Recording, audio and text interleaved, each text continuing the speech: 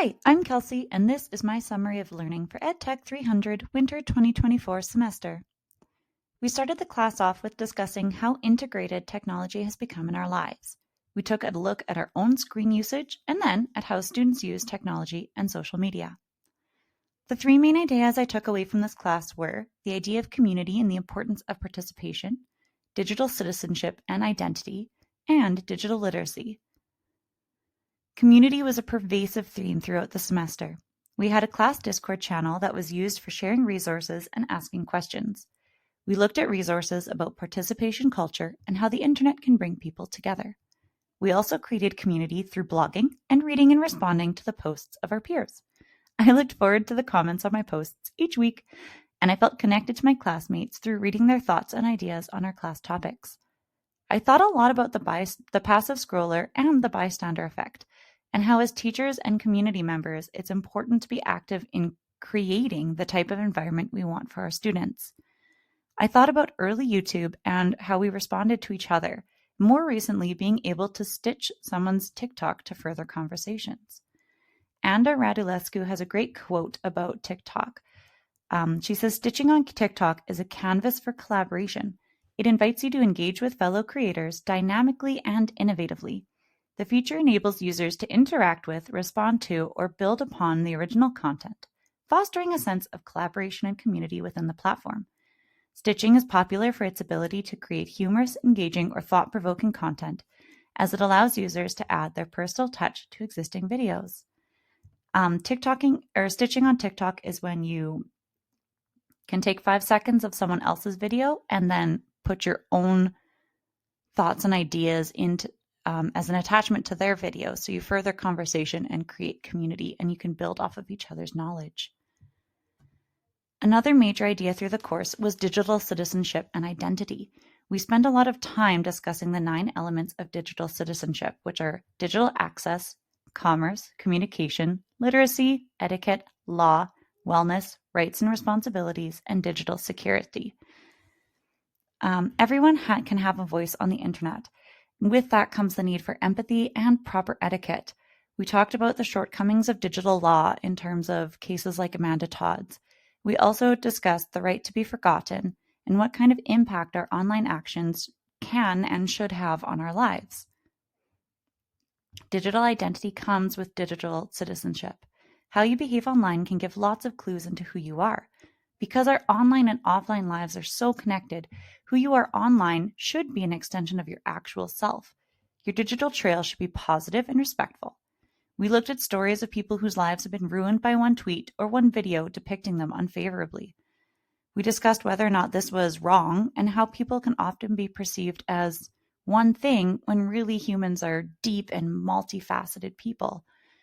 We talked about heartbreaking stories like Amanda Todd's, who was bullied and extorted online, and Madison Holleran, who got swept into the perfection of social media highlight reels. I watched Monica Lewinsky's TED Talk, where she discusses how the internet broke her down and gave a sense of permanence to a mistake that no one had previously experienced. It was really the coming of age in public shaming and online shaming. We discussed the importance of having a digital identity, where people can find you and see what you're up to, how digital presence is quickly replacing professional resume. I looked myself up and was a bit shocked to find very little information.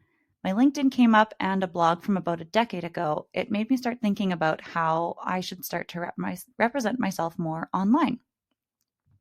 As educators, it is our job to move the future generation from this 2 lives perspective, with one life being offline and one life being online, into one integrated society and community.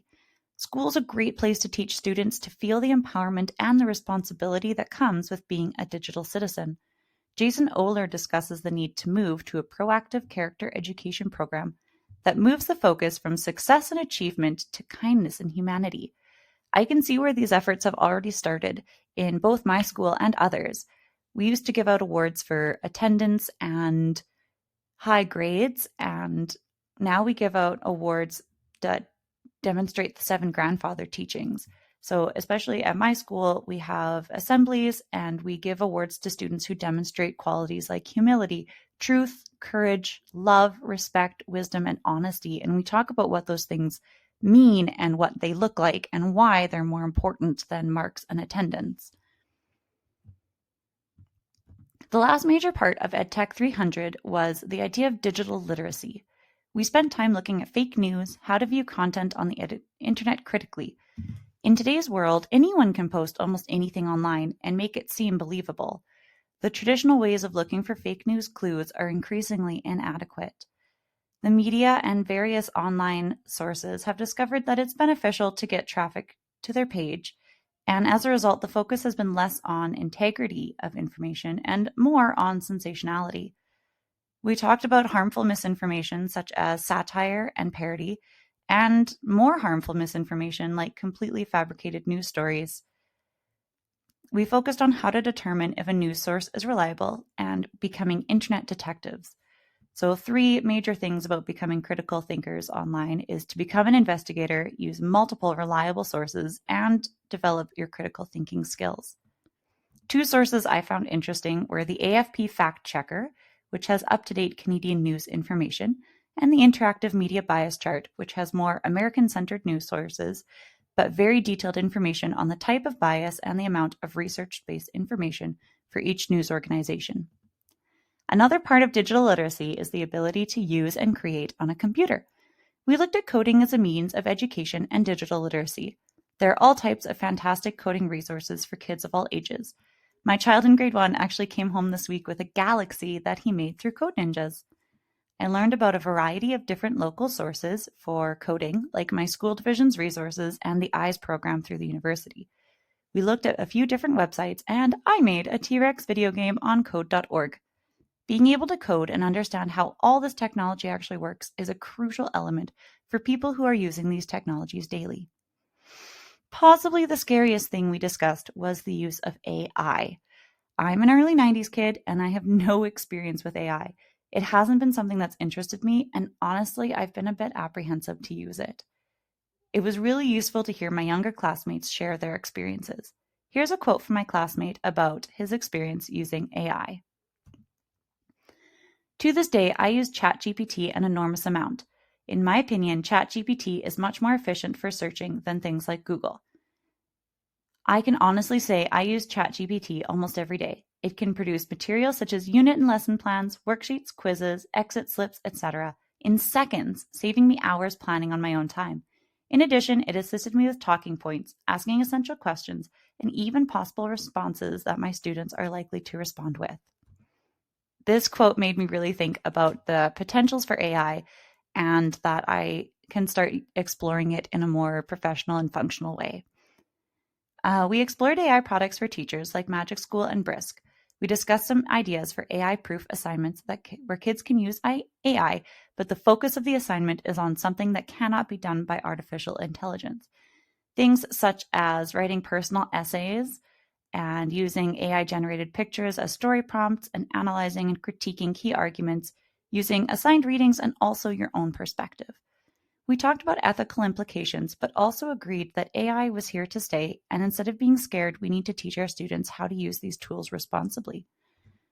In conclusion, the 3 main things I took away from this course was the importance of community, learning how to be a digital citizen, how to develop a digital identity, and how to teach and develop some digital literacy. You can check out more of my learning at edusites.uregina.ca/Ka Gibson.